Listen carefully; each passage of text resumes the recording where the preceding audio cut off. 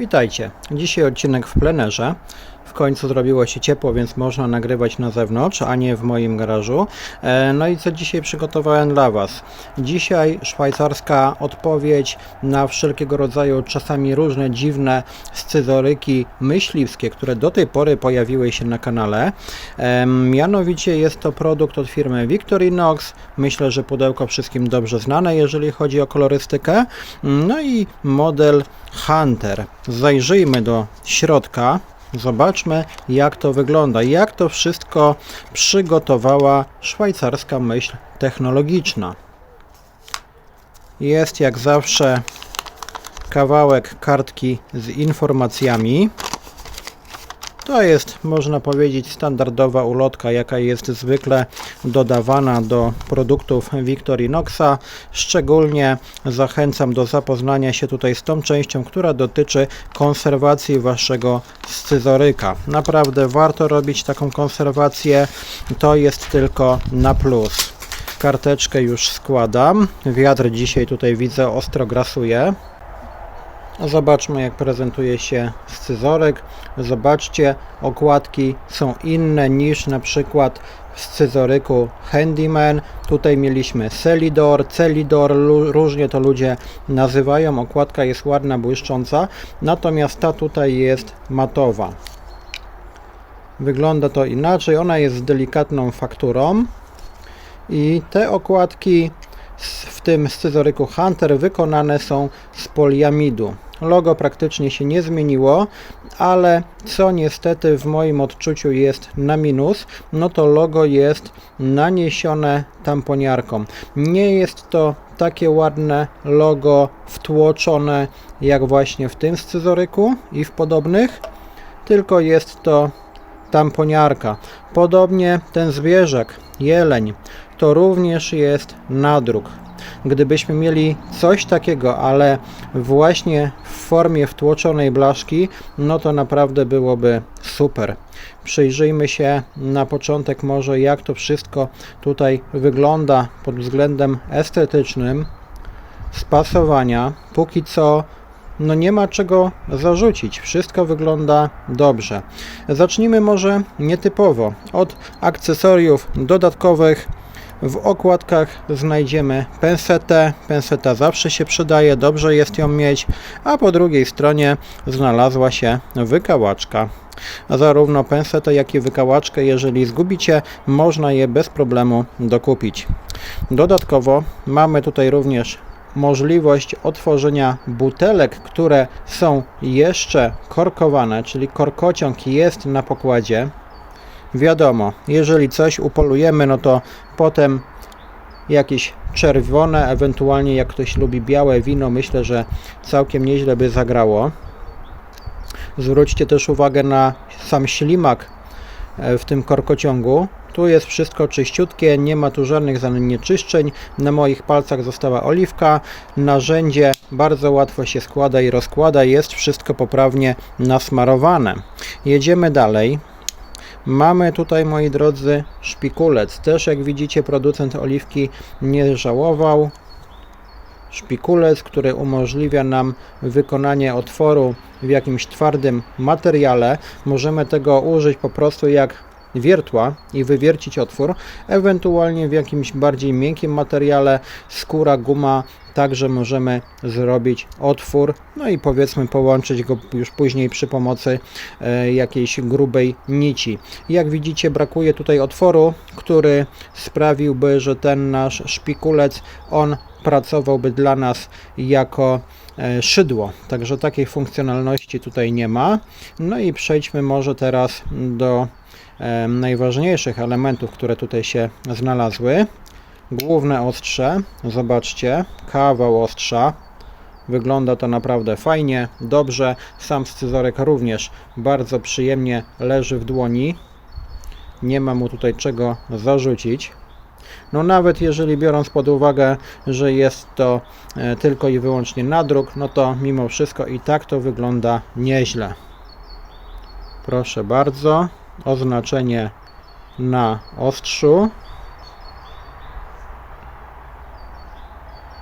Tak to wygląda. Sprawdzimy oczywiście, jak jest pod względem ostrości, tak zaraz po wyjęciu z opakowania, i ostrze samo z siebie się nie złoży. Mamy tutaj blokadę liner lock, typu liner lock. I jest ono idealnie proste, nie ma tutaj czegoś takiego, że nóż jest delikatnie jak gdyby skrzywiony. Także musimy tutaj przesunąć ten element, hops, składamy ostrze i po prezentacji. To jest to. Kolejny gadżet. Jeżeli scyzoryk myśliwski, no to oczywiście na pokładzie musi być piła. Piły w scyzorykach Victorinoxa słyną z tego, że są bardzo ostre. Ta taka jest, czuć to pod palcem. Nie będę tego demonstrował na własnych palcach, ponieważ no chciałbym jeszcze troszkę dla Was ponagrywać, a to nie jest jakiś naprawdę badziew, tylko to jest konkretna piła. Zwróćcie również uwagę na estetykę wykonania. Tutaj te wszystkie krawędzie, które widzicie, to wszystko jest czyściutkie. Tutaj nie ma żadnych zanieczyszczeń. Tak jak za chwilę zobaczycie samo wnętrze scyzoryka. Jest tutaj również ostrze, co prawda nieduże, i to w moim odczuciu jest trochę minus, jeżeli chodzi o ten właśnie scyzoryk, ponieważ to ostrze może służyć do skurowania zwierzyny i ono jest właśnie niewielkie, jak widzicie. Tak ono się prezentuje. Proszę bardzo, wszystko tu się elegancko błyszczy, też żadnej ryski, żadnych pozostałości poprodukcyjnych. Zobaczymy, jak z tym będzie. Gdybyśmy mieli to ostrze do skurowania wielkości jak to tutaj, no to naprawdę byłby sztos, ja byłbym wprost zachwycony. A co po drugiej stronie? Po drugiej stronie mamy duży płaski śrubokręt, również bardzo fajnie, poprawnie wykonany, krawędzie ładne, równe, ostre. Jest tutaj możliwość otworzenia także kapslowanej butelki, no i jest ściągacz izolacji. Tak jak widzicie, zabrakło tutaj otwieracza do konserw. Producent najwyraźniej liczy na to, że idąc na polowanie, no jednak coś uda nam się upolować i że po konserwy nie będziemy musieli sięgać. To jest to. Tutaj jeszcze otworzymy piłę, proszę bardzo. Zaglądamy do środka i jednym słowem mamy lustro. Tu jest wszystko naprawdę poprawnie zrobione. Zwróćcie uwagę na nity, jak się elegancko błyszczą. Całość jest wprost przepiękna. Nie ma tutaj ani grama jakiegoś brudu, syfu poprodukcyjnego. Tak to wygląda właśnie. I takiej jakości ja oczekuję. Teraz dobrze byłoby to wszystko poskładać w taki sposób, żeby palce pozostały całe do następnego filmu. No i dobrze. Przechodzimy teraz do omówienia, z jakich stali składa się nasz scyzoryk. Jeżeli chodzi o to główne ostrze oraz ostrze do skurowania, jest to stal X55 CR MO14. Tak to właśnie wygląda.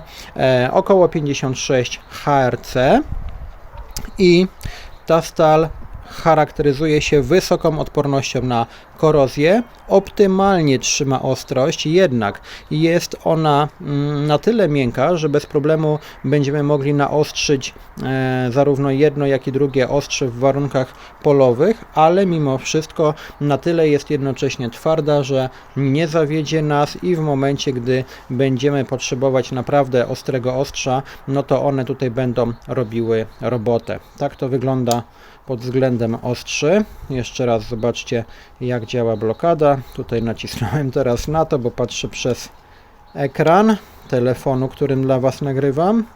No i przechodzimy do omówienia teraz narzędzi, czyli mamy piłę, tutaj mamy nasz otwieracz, tutaj nie, i po drugiej stronie również trochę narzędzi tutaj się jeszcze znalazło, które przed chwilą widzieliście.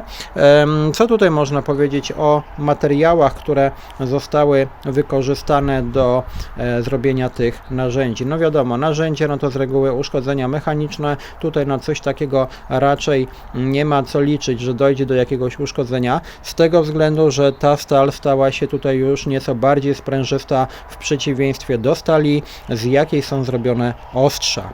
Także tam tniemy, tutaj pracujemy, podwadzamy, robimy różne dziwne rzeczy. Jest to stal X39CR13, jeżeli chodzi o twardość około 52-53 HRC.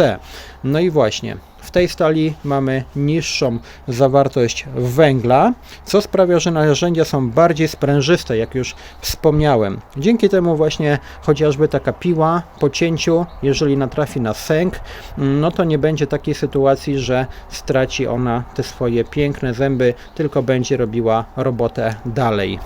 Jeszcze Wam pokażę, gdzie jest ta piła. Tutaj to jest piła z około 8-letniego handymana. No troszkę przybrudzona, ale jak się używa dość często, no to wiecie jak to jest. I ona jest wciąż ostra pod palcem. Pytacie o ten scyzorek, myślę, że któregoś razu no również o nim nagram materiał, no bo nie sposób nie nagrać materiału o scyzoryku, który no już naprawdę dość długi okres czasu posiadam. To jest to.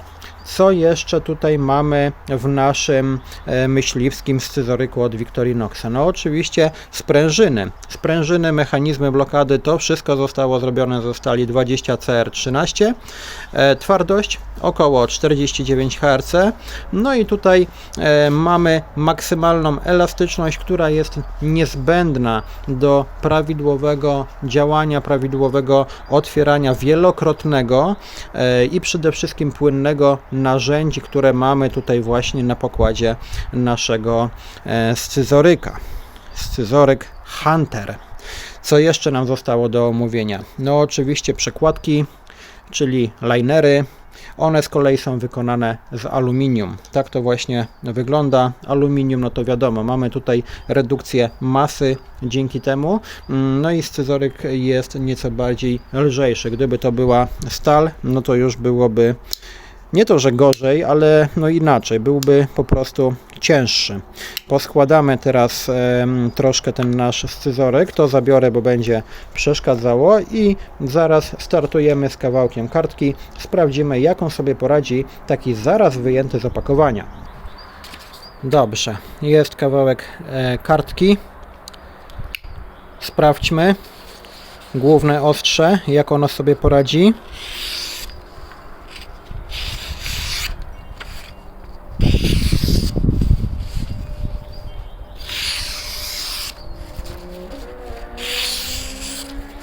Jest jakość. Nie ma tutaj co gadać, narzekać. Jest naprawdę jakość. Od razu sprzątam, żeby wiatr mi tego nie rozwiał. No i może od razu przejdźmy w takim razie do sprawdzenia, jak to ostrze poradzi sobie w przypadku, gdyby zachodziła konieczność cięcia takiego oto pasa, który jest swoją fakturą bardzo podobne do pasów bezpieczeństwa w samochodzie. Może ja tą rolkę położę na tej kartce, która jeszcze będzie eksploatowana. No i zobaczmy, co to ostrze potrafi. To ostrze naprawdę bardzo mi się podoba. Troszkę mogło to wyglądać nieporadnie, ale to dlatego, że nie chciałem uderzyć w trójnóg.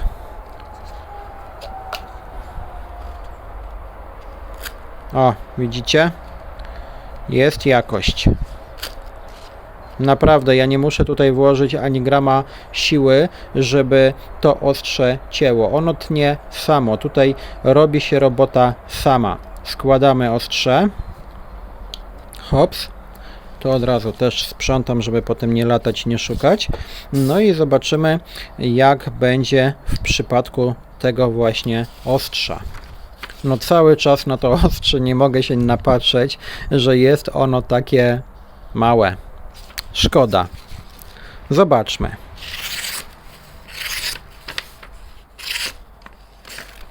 Tutaj już Troszkę za bardzo chyba przyszalałem.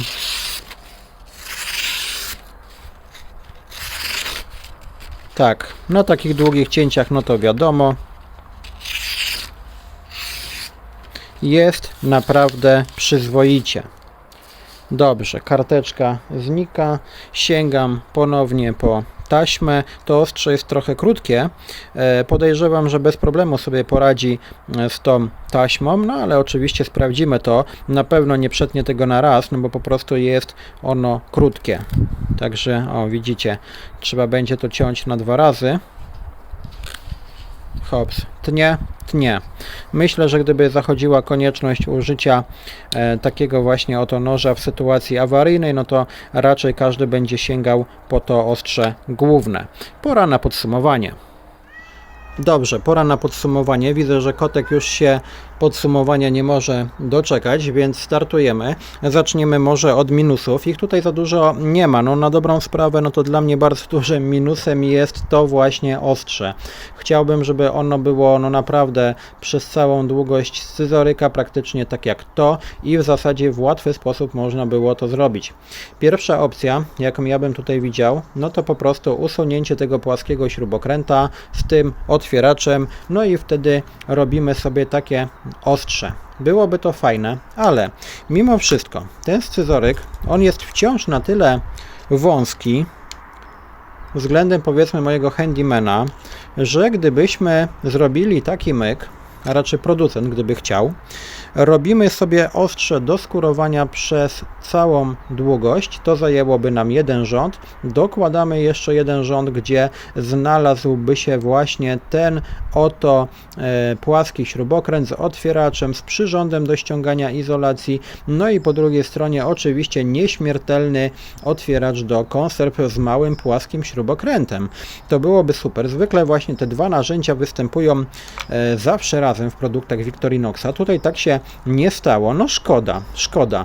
Mimo wszystko jest to nadal bardzo ciekawy scyzoryk, nie tylko dla myśliwego, ale także dla każdego faceta, może kobiety, która chce mieć coś porządnego. Ten scyzoryk właśnie za taki uważam. Raz, że jest tutaj ładnie wszystko estetycznie wykonane, nie ma tutaj czego zarzucić. W tej płaszczyźnie owszem, ostrze będzie miało delikatny luz, ale jest to normalne dla tego typu blokady. No najważniejsze, że tutaj nam nic nie lata.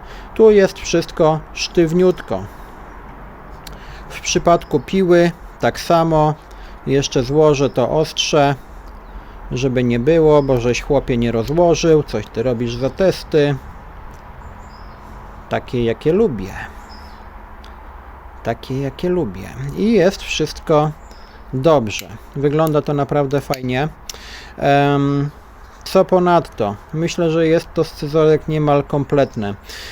Przyczepię się tutaj jeszcze do tego, w jaki sposób mamy wykonane te okładki, no ale właśnie w tych większych Victorinoxach no producent postawił na coś takiego. Mi po prostu bardziej podoba się takie rozwiązanie, jest ono według mnie bardziej premium. Nie mam tutaj stricte na myśli tego, że to jest błyszczące i że to też takie powinno być, ale wtłoczona blaszka po prostu nadaje tutaj elegancji, towar jest bardziej premium i ja za coś takiego mogę zapłacić, nie mam z tym problemu. Natomiast to, co zauważyłem w komentarzach pod moimi filmami, które właśnie głównie zwykle dotyczą Victorinoxa lub też są to komentarze pisane przez różnych dziwnych obrońców marki Oscart lub też Azymut, no to często tam zarzucacie firmie Victorinox, że ona jest nietransparentna, bo nie podaje, z jakiej stali składa się dany scyzoryk. To nie jest oczywiście prawdą i jak sami widzicie, ja za każdym razem, gdy recenzuję dla Was Victorinoxa,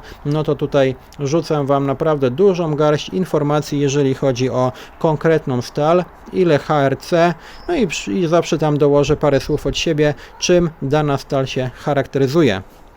Więc, moi drodzy, nie ma co leniuchować, czekać na to, że jakiś kolekcjoner doświadczeń poda Wam rozwiązanie na tacy, tylko naprawdę jest Google, tu oczywiście teraz żartuję, jest doba sztucznej inteligencji, więc te różne copiloty, czaty GPT, Gemini, to wszystko wykorzystujcie, szukajcie informacji, naprawdę.